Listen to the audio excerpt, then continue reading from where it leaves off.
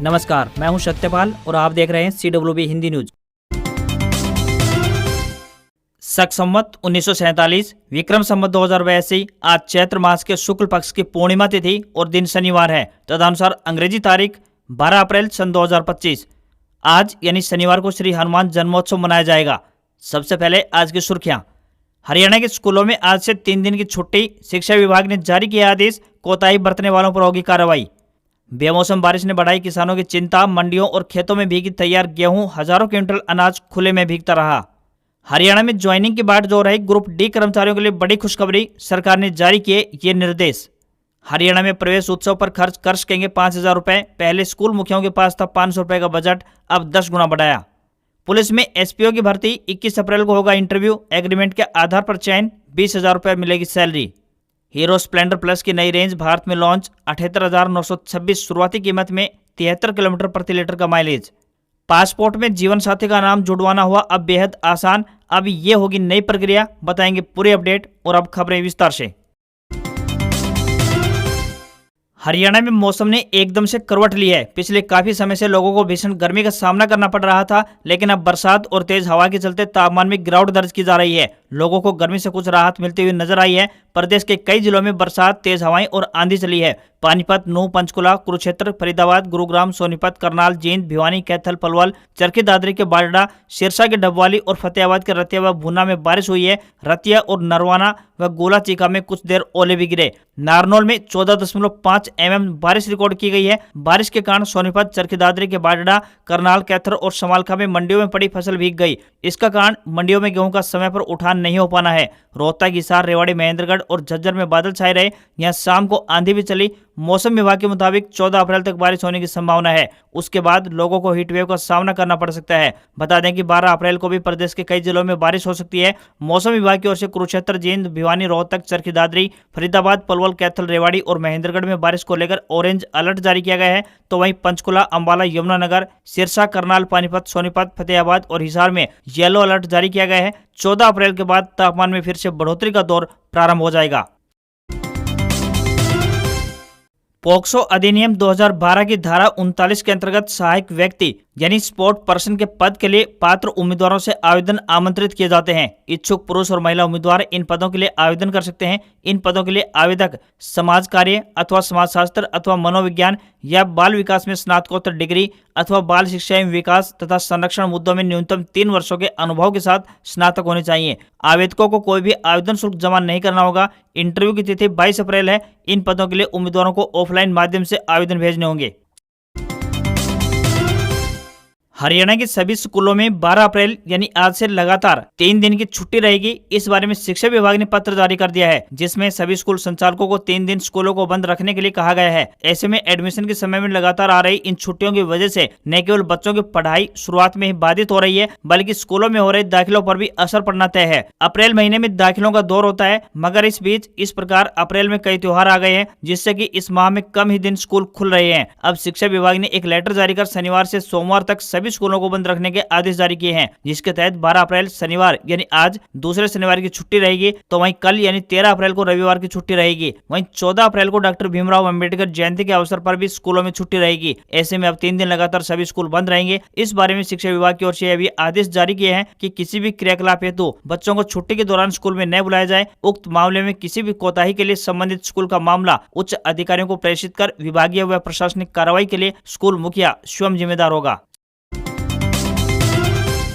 हरियाणा के 13 जिलों में शुक्रवार को दोपहर बाद तूफान के साथ तेज बारिश हुई। आंधी से हिसार में बीजेपी की तरफ से लगाया गया रैली का पंडाल गिर गया। पिलर पर सिर्फ पंखे ही लटके रह गए। इसी जगह पर 14 अप्रैल को पीएम नरेंद्र मोदी को रैली को संबोधित करना है। वे यहां हिसार एयरपोर्ट का उद्घाटन कर हिसार अयोध्या फ्लाइट को हरी झंडी भी दिखाएंगे। इस कार्यक्रम में 50,000 लोगों के बैठने की व्यवस्था की जाएगी। बारिश को देखते हुए यहाँ वाटरप्रूफ जर्मन टेंट लगाकर रैली एरिया को कवर किया जा रहा है। पंडाल में 15,000 से अधिक कुर्सियां लगाई गई थी। वहीं चरखी दादरी में मंत्री कृष्णलाल पंवार के कार्यक्रम में टेंट फैन टूट गया। मंत्री के मंच पर बैठते ही तेज आंधी शुरू हो गई थी। चरखी दादरी के जनता कॉलेज में 18वीं नेशनल सर्कल महिला और पुरुष कबड्डी का आयोजन हो रहा है। शुक्रवार को प्रतियोगिता के उद्घाटन में खनन मंत्री कृष्णलाल पंवार पहुंचे। जैसे ही वह मंच पर बैठे तो तेज आंधी शुरू हो गई। मंच पर लगाई गई पाइप टूट गई और टेंट के पर्दे हवा में उड़ गए। इसके बाद मंत्री पंवार के लिए ग्राउंड में ही कुर्सियां लगाई गई और वहीं पर बैठकर उन्होंने हरियाणा और छत्तीसगढ़ का कबड्डी मैच देखा। शुक्रवार दोपहर बाद सोनीपत, पानीपत, जींद, कैथल, भिवानी, झज्जर, रोहतक, हिसार, सिरसा, फतेहाबाद, नारनौल, गुरुग्राम और नूंह में आंधी से पहले काली घटा छा गई। सिरसा और भिवानी में ओले भी गिरे। बारिश से सड़कों पर पेड़ गिर गए और बत्ती गुल हो गई। रेवाड़ी में भी तेज आंधी के बाद हाईवे पर पेड़ टूटकर गिर गए। हरियाणा सरकार ने गरीब परिवारों के लिए एक बड़ी राहत की घोषणा की है। रोडवेज बसों में मुफ्त यानी फ्री यात्रा के लिए जारी किए गए हैप्पी कार्ड अब ऑटोमेटिक रिचार्ज होने लगे हैं। शुक्रवार को तोसाम के एसडीएम डॉक्टर नैन ने बताया कि मुख्यमंत्री नायब सिंह सैनी की इस योजना से गरीब परिवारों को बड़ी राहत मिलेगी। रोडवेज के जीएम दीपक के अनुसार ये योजना पिछले साल मार्च में शुरू की गई थी। योजना के तहत 1 लाख रुपए तक की वार्षिक आय वाले परिवारों को स्मार्ट कार्ड दिया गया है। इस कार्ड से लाभार्थी 1 साल में 1000 किलोमीटर तक मुफ्त यात्रा कर सकते हैं। पिछले 3 महीने से कार्ड के रिन्यू होने का इंतजार कर रहे लोगों के लिए यह खुशखबरी है। नए साल की शुरुआत से ही सरकार ने हैप्पी कार्ड को अपडेट करना शुरू कर दिया है, जिससे कि लाभार्थी अब हरियाणा रोडवेज की सामान्य बसों में निर्बाध रूप से यात्रा कर सकेंगे। हरियाणा सरकार की स्कूल शिक्षा परियोजना परिषद की ओर से आखिरकार प्रवेश उत्सव के लिए बजट की बढ़ोतरी कर दी गई है। पहले जहां 500 रुपए की स्कूल मुखिया खर्च कर सकते थे, वहीं अब 10 गुना अधिक यानी 5000 रुपए तक खर्च किए जा सकेंगे। इसके लिए शुक्रवार को सभी जिला एवं खंड शिक्षा अधिकारियों को लेटर जारी कर दिया गया है। अब शिक्षक प्रवेश उत्सव को और अधिक गति दे सकेंगे। राज्य में जीरो ड्रॉप आउट बनाने व राज्य के स्कूलों में शैक्षणिक सत्र 2025-26 के प्रवेश उत्सव कार्यक्रम आयोजित किए जाने को लेकर यह पत्र जारी हुआ है। इसमें लिखा है कि माध्यमिक शिक्षा एवं राज्य परियोजना निदेशक के अनुमोदन के अनुसार सभी स्कूलों को स्कूल फंड से 5000 रुपए की राशि प्रवेश उत्सव यानी शैक्षणिक सत्र 2025-26 के आयोजन एवं प्रचार प्रसार के लिए खर्च करने की अनुमति दी जाती है। दरअसल शिक्षा विभाग ने जीरो ड्रॉप आउट अभियान के तहत ऐसे विद्यार्थियों को स्कूल लाने के निर्देश दिए हुए हैं जो 3 साल से ड्रॉप आउट हैं। आंगनबाड़ी, जन्म मृत्यु रजिस्टर, गाँव के शिक्षा रजिस्टर से रिकॉर्ड लेना होगा। सरकारी स्कूलों के मुखियाओं को मुख्य चौक व चौराहों पर स्कूल संबंधित होर्डिंग लगाने के निर्देश दिए गए हैं। इसके अलावा इश्तिहार के माध्यम से भी प्रचार करना होगा। जागरूकता रैलियां भी निकालनी है।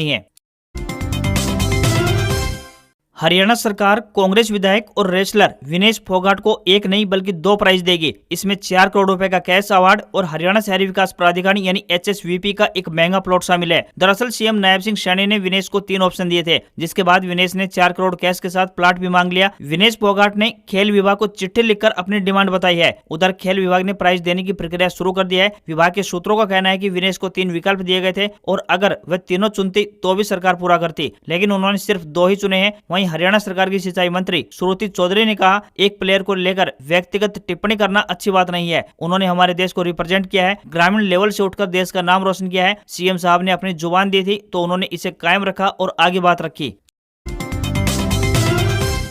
करनाल सहित हरियाणा के कई जिलों में गुरुवार देर शाम आई आंधी तूफान व बरसात में लोगों को भारी नुकसान उठाना पड़ा। देर रात को हुई बरसात ने किसानों की परेशानी बढ़ा दी है। खेतों में पककर तैयार खड़ी गेहूं की फसल और मंडियों में रखी फसल दोनों ही बारिश से भीग गई। मंडियों में तिरपाल जैसे किसी भी तरह की व्यवस्था न होने के कारण हजारों क्विंटल गेहूं खुले आसमान के नीचे पड़ी रही। मंडी में पहुंचे किसानों ने बताया कि पिछले कई दिनों से मौसम खराब चल रहा है, लेकिन प्रशासन की तरफ से अब तक कोई भी तैयारी नहीं की गई। न तो तिरपाल है और न ही अनाज को बचाने का कोई इंतजाम। किसान अपनी फसल को मंडी में बेचने के लिए लेकर आए थे, लेकिन वह खुले में पड़ी रह गई और बारिश में पूरी तरह से भीग गई। मंडी में काम करने वाले मजदूरों ने कहा कि प्रशासन को पहले से मौसम की जानकारी थी, लेकिन कोई इंतजाम नहीं किए गए। उन्होंने बताया कि जैसे ही बारिश शुरू हुई, किसान और मजदूर दोनों ही भागकर अपने अपने अनाज को बचाने की कोशिश करने लगे, लेकिन तेज आंधी और बारिश के कारण कुछ भी संभाल नहीं पाए। वहीं किसानों का कहना है कि अब इस गेहूं को सरकार खरीदेगी भी या नहीं, इसको लेकर भी संशय बना हुआ है। किसानों और मजदूरों ने प्रशासन पर लापरवाही का आरोप लगाया है।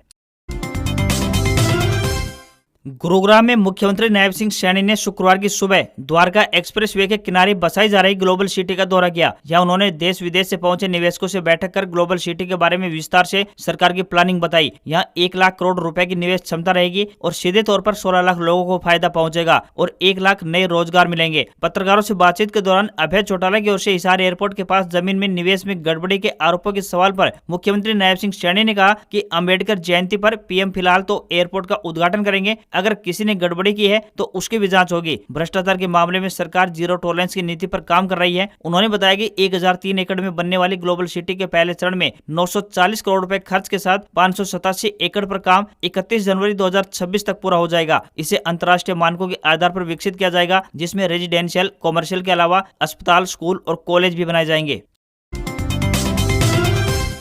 बेरोजगार युवाओं के लिए एक बड़ी खुशखबरी सामने आ रही है। हरियाणा में सरकारी विभागों, बोर्ड, निगमों, स्वायत्त संस्थाओं और सरकारी कंपनियों में खाली पदों को भरने की तैयारी की जा रही है। सरकार ने सभी विभागों को 15 दिन का समय दिया है, जिसमें उन्हें मानव संसाधन प्रबंधन प्रणाली यानी HRMS पोर्टल पर स्वीकृत पदों और खाली पदों का ब्यौरा अपलोड करना होगा। पिछले वर्ष दिसंबर में चयनित जिन कॉमन कैडर के ग्रुप डी कर्मचारियों को अभी तक स्टेशन अलॉट नहीं हुए हैं, उन्हें दूसरे पदों पर ज्वाइन कराने को कहा गया है। मानव संसाधन विभाग ने इस बारे में सभी प्रशासनिक सचिवों, विभागाध्यक्ष, बोर्ड, निगमों और सरकारी कंपनियों के प्रबंध निदेशक, मंडलायुक्त, उपायुक्त और SDM तथा विश्वविद्यालयों के रजिस्ट्रार को निर्देशित किया है। जनवरी 2023 में विज्ञापित कॉमन कैडर की ग्रुप डी भर्ती में चयनित बड़ी संख्या में ग्रुप डी कर्मचारियों को अभी तक नियुक्ति नहीं मिल सकी है।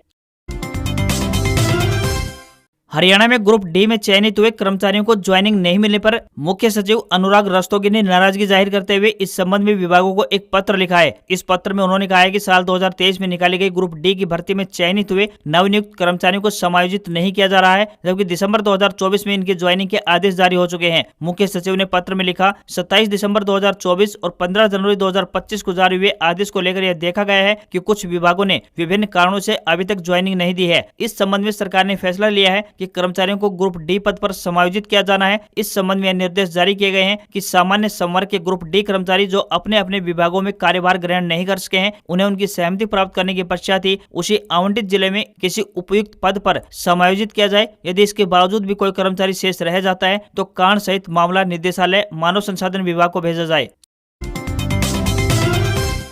हरियाणा में सरकारी नौकरी प्राप्त करने वालों के लिए अच्छी खबर है। प्रदेश में ग्रुप सी और ग्रुप डी की सरकारी नौकरियों के लिए कॉमन एलिजिबिलिटी टेस्ट यानी CET अनिवार्य किया गया है। इस टेस्ट का आयोजन हरियाणा कर्मचारी चयन आयोग यानी HSSC द्वारा किया जाता है। अभी तक ग्रुप सी और ग्रुप डी के लिए एक CET हुआ है, फिर से इसका आयोजन किया जाना है। ऐसे में जो भी युवा इस परीक्षा की तैयारी कर रहे हैं, उन्हें बता दें कि हरियाणा के मुख्यमंत्री नायब सिंह सैनी की तरफ से इस परीक्षा को लेकर एक बार फिर से बड़ी घोषणा की गई है। लंबे समय से इस परीक्षा की तैयारी की जा रही है। इसी बीच मुख्यमंत्री नायब सिंह सैनी ने परीक्षा को लेकर एक बड़ा बयान दिया है। मुख्यमंत्री नायब सिंह सैनी जी के बयान के अनुसार बात करें तो हरियाणा CET की परीक्षा 50 दिन के अंदर आयोजित करवा ली जाएगी, यानी कि आने वाले 50 दिनों में CET परीक्षा आयोजित हो जाएगी। ऐसे में जो भी उम्मीदवार इस परीक्षा में शामिल होना चाहते हैं, वह अपनी तैयारी में जुटे रहें। जल्द ही परीक्षा का आयोजन किया जाएगा। मुख्यमंत्री जी का कहना है कि हम जल्द ही कॉमन एलिजिबिलिटी टेस्ट यानी CET की घोषणा करने वाले हैं। हमारी ओर से सारी तैयारियां पूरी हो चुकी है। मई महीना खत्म होने से पहले यानी 50 दिनों के अंदर हम कभी भी परीक्षा का शेड्यूल जारी कर सकते हैं। जल्द ही परीक्षा का नोटिफिकेशन जारी कर दिया जाएगा। पासपोर्ट बनवाने में जीवन साथी का नाम जुड़वाने की प्रक्रिया को केंद्र सरकार ने अब बेहद आसान बना दिया है। अब तक नाम जुड़वाने के लिए शादी के रजिस्ट्रेशन की आवश्यकता होती थी, लेकिन अब बिना मैरिज सर्टिफिकेट के ही जीवन साथी का नाम पासपोर्ट में जुड़वा सकेंगे। सरकार ने अब इस प्रक्रिया को बेहद आसान बना दिया है। इसके लिए विदेश मंत्रालय की ओर से एनेक्सेसर J का विकल्प दिया गया है। यहाँ जाकर आप अपनी शादी की फोटो या फिर कोई अन्य ज्वाइंट फोटो दोनों के साथ अपलोड कर देंगे तो इसे ही प्रमाण पत्र के तौर पर मान लिया जाएगा। अब पासपोर्ट में पत्नी या फिर पति का नाम जुड़वाने में आने वाली परेशानी को विदेश मंत्रालय ने पूरी तरह से दूर कर दिया है। विकल्प के तौर पर विदेश मंत्रालय ने ज्वाइंट फोटो डिक्लेरेशन की सुविधा प्रदान की है। इसके तहत पासपोर्ट के लिए आवेदन करने वालों ने अपने नाम बताने होंगे। इसके बाद अपने पति या फिर पत्नी का नाम डालना होगा। फिर एनेक्सेसर J पर जाकर ज्वाइंट फोटो को अपलोड करना होगा और वहां दोनों को हस्ताक्षर भी करने होंगे। यहाँ बताना होगा कि वे मैरिड कपल के तौर पर साथ हैं। इसके अलावा आवेदक को यह बताना होगा कि उसके पति या पत्नी का नाम शामिल करते हुए ही पासपोर्ट जारी किया जाए। अपने नाम, Aadhaar card number, voter ID number और पासपोर्ट नंबर आदि का भी जिक्र करना होगा। हीरो मोटोकॉर्प ने भारतीय बाजार में हीरो स्प्लेंडर प्लस की नई अपडेटेड रेंज लॉन्च कर दी है। कंपनी की टॉप सेलिंग बाइक के इंजन को OBD2B एमिनेशन नॉर्म्स के अनुसार अपडेट किया गया है। इसके अलावा बाइक के डिजाइन, हार्डवेयर और फीचर्स में कोई बड़ा बदलाव नहीं किया गया है। कंपनी का दावा है कि यह बाइक 1 लीटर पेट्रोल में 73 किलोमीटर चलती है। हीरो ने अपडेटेड बाइक की शुरुआती एक्स शोरूम कीमत 78,926 रुपए रखी है। कंपनी ने अभी इसके 5 वेरिएंट को अपडेट किया है। इसके एक्सटेटेड डिस्क वाले टॉप वेरिएंट की कीमत 86,051 रुपए रखी गई है। बाइक अब पहले से 1750 रुपए महंगी हो गई है। हालांकि हीरो की वेबसाइट पर नॉन OBD2 भी वेरिएंट अभी भी लिस्टेड है, लेकिन इसे जल्द ही डिसकंटिन्यू कर दिया जाएगा। भारत में इस बाइक का मुकाबला यानी नई स्प्लेंडर प्लस का मुकाबला Honda shine 100, Bajaj city 100, Bajaj Platina और TVS रेडियन से है।